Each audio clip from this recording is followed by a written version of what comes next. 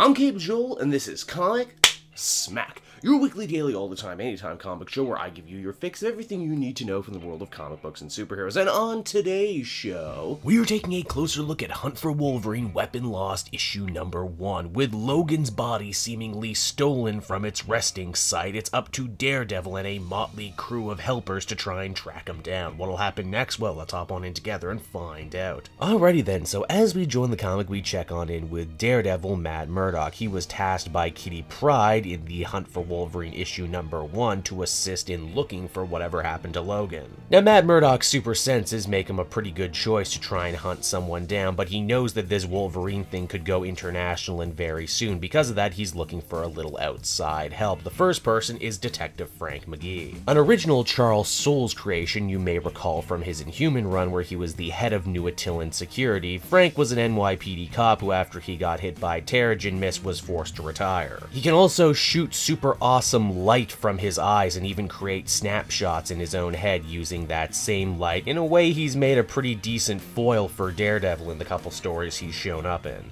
Frank is a little wary about helping at first. There's still a lot of bad blood between mutants and Inhumans following the X-Men versus Inhuman storyline from a while back. I'm surprised Charles Soule's brought that up at all, then I'm reminded he wrote it. Frank has some interesting insight into the whole missing Wolverine thing, and that is mainly, who are we looking for? The old Wolverine, the lady Wolverine, the alternate blonde Wolverine, or oh yeah, the robot one? Wow, I was not expecting a reference to Albert the robot Wolverine that premiered in 1991 in Wolverine's solo series. Man, round of applause for a deep cut. Good job. Daredevil's not done recruiting yet either. He next decides to look up Misty Knight. Like Frank, she's an ex-NYPD cop, good at finding people, good at her job, but she claims that she's quit now and is retired. They never exactly told us why she quit, but unless the book tells us otherwise, I like to imagine it had something to do with the breakdown of her relationship with Sam Wilson and everything that happened in the Secret Empire. Frank sits Misty down for some good old-fashioned cop talk and manages to get her back on their team, which is good too because she has a flying car, and what job isn't made easier by a flying car, I ask. Misty does have a lead, a helpful information broker who they think might be able to help them out. That is, if they can trust him first, that is. His house is all types of weird. And as the comic puts it, it smells like unwashed death, which is no good for Matt Murdock's super sense. They break down the door, and guess who they find? Frickin' CYPHER, my least favorite X-Men. I always said this guy sucked because his ability to read and understand any language made no sense in a world where Reed Richards also created universal translators, but here they decide to upgrade his ability a little more by saying he can also find unique patterns and stuff that no one else can see. But hey, why haven't you heard from CYPHER in forever? Well, I'll tell you, he fell down a hole trying to decode the entirety of the internet, an endless barrage of TV tropes, I can has cheeseburger, and of course dumbass self-important YouTubers like myself. How are our heroes going to break the net's control over CYPHER? Easily unplug his shit and then hit him in the head with one of Daredevil's billy clubs. Never fails. With CYPHER mostly back to normal, they enlist his code-breaking ability to try and find a correlation between all the different Logan sightings that have been happening all over the world. CYPHER comes to the conclusion that Wolverine isn't just in one place, he's in several places, almost all at once. And it's on that note right there that the comic chooses to end. So that was Weapon Lost, everybody, and overall,